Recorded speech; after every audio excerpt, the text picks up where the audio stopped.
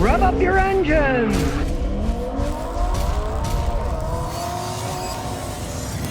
Well, America's favorite midsize pickup is abandoning Texas for Mexico even further than they have. Used to be that the Toyota Tacomas that are the most popular midsize pickup truck. They used to make them in San Antone, and then they made half of them in San Antone and half of them in Mexico. Since 2004, Toyota's making the Tacomas in Mexico, and now guess what? They've recently added a new factory in Mexico to build even more of them. Toyota is investing $1.45 billion to increase Tacoma and Tundra production in Mexico. So now even the Tundras are going to be made in Mexico. Maybe that's the reason they're having problems with the new Tundras. Mexico is not a country that's known for quality of manufacturing anything except for tequila. My advice is don't buy a vehicle made in Mexico. One, it's screwing over the American workers because they're not involved in it anymore. They send all the jobs down to Mexico.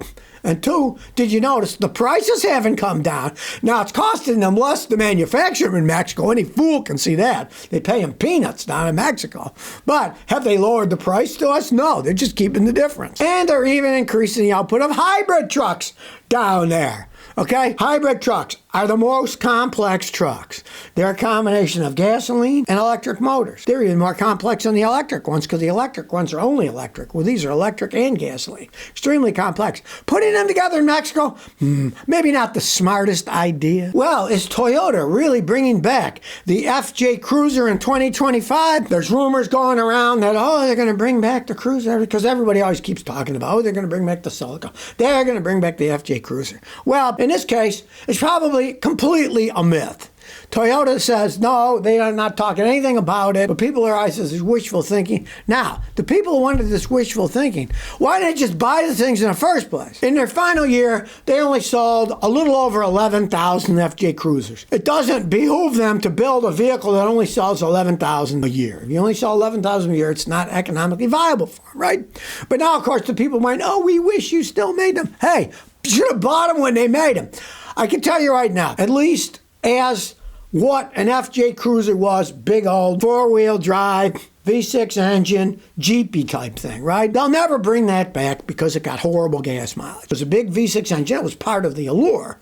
Big engine, lots of acceleration, right? But along with that came crappy gas mileage. And the feds, at least in the United States, are penalizing anybody that doesn't get good gas mileage. So let's say they brought the FJ Cruiser back, but instead of a V6, it was a Turbo 4. It would be a completely different vehicle. Wouldn't even be the same thing.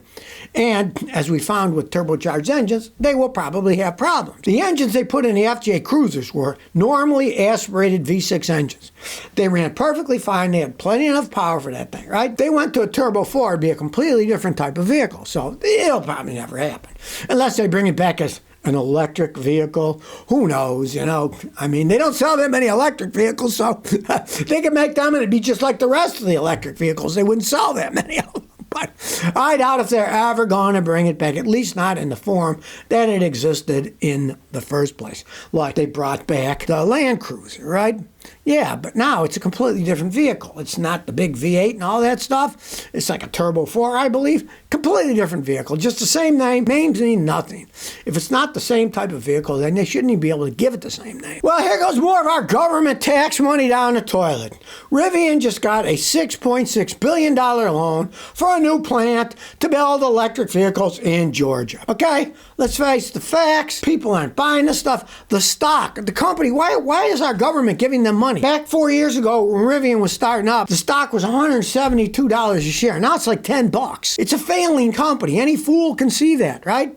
And now the government's loaning them money. Rivian is securing a $6.6 billion loan from the U.S. Department of Energy. What is the Department of Energy giving money to private companies for is beyond me. Make something that people don't want, that the world is not ready for, that there's no infrastructure for. They got $3 billion or so for making electric chargers. As of April 2024, they only built 7 of them, and they're supposed to build thousands of them, right? This is years later. after they gave money. We're giving all this money to build these things, right? Now we're wasting taxpayer dollars to build factories. This is just insanity. Now, Rivian isn't even expected to break ground on this factory the second half of 2026, right? 2 years from now. They're not even breaking ground. Here we go, throwing our taxpayer money into private companies. This is absurd. This is patently absurd. And into projects that it's pretty much been shown that people don't want. They don't want these electric vehicles. The company has been going down the toilet for ages. And yeah, Volkswagen said they're putting a bunch of money in. Yeah, that's what they say. Let's see what actually happens. If Volkswagen is really throwing all that money in, why do they need U.S. taxpayer dollar billions to build a factory? It's just ridiculous.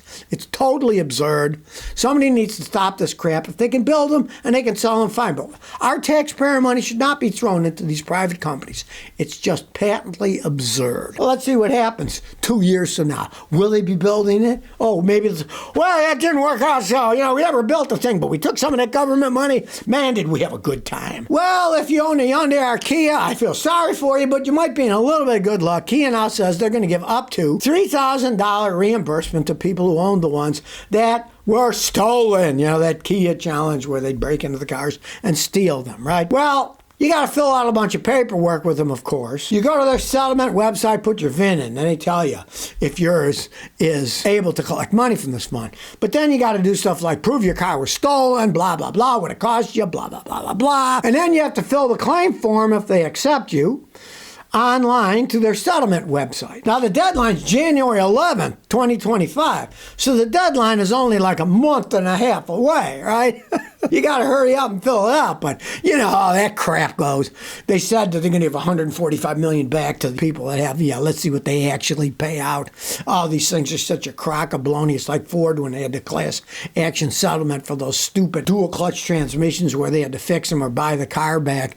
And they had to pay between 20 and 25 grand to buy the cars back. Well, I had customers get offers to get theirs Focuses with those horrible dual clutch transmissions bought back. They all got offered $2,000, $2,500, the lowest they possibly could. It's all just a bunch of baloney. The lawyers all talk, take their money, and then when it comes to you, it's peanut money. But if you own one, you had it stolen, definitely apply in. Maybe you'll get $3,000, but hey, I wouldn't hold my breath too much on it. They'll probably be offering people, here's a $100 voucher for buying another Kia or some such nonsense. Well, if you saw any of those ads about Elon trying to find people that he wants to pay to drive his self-driving Teslas, to be a self-driving Tesla tester, can you say that 5 times fast?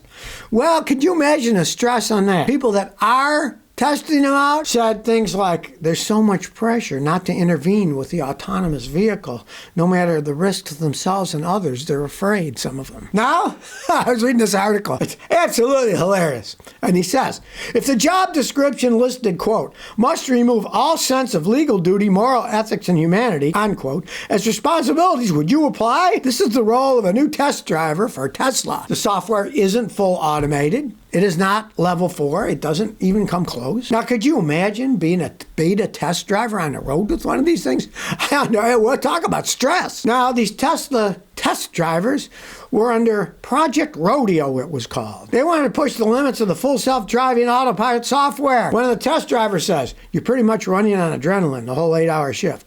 There's this feeling that you're on the edge of something going seriously wrong. Now, they are doing this on test tracks. They're not doing it on the street. They're trying to get them to run into things. Now, Project Rodeo actually has a bunch of similar teams. They're doing it scientifically. The Golden Manual team drives by the book, follows the rules of the road. The opposite end are the critical intervention drivers. More riders than drivers, these guys let the software handle everything. They only get involved to prevent a collision. Now, some of the data is being done on regular roads with those guys.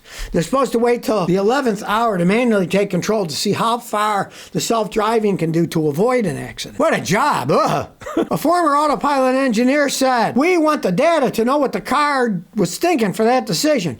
If you drivers keep intervening too early, we don't get to the exact moment where we're like, okay, we understand what happened, how we can fix the software. Hey.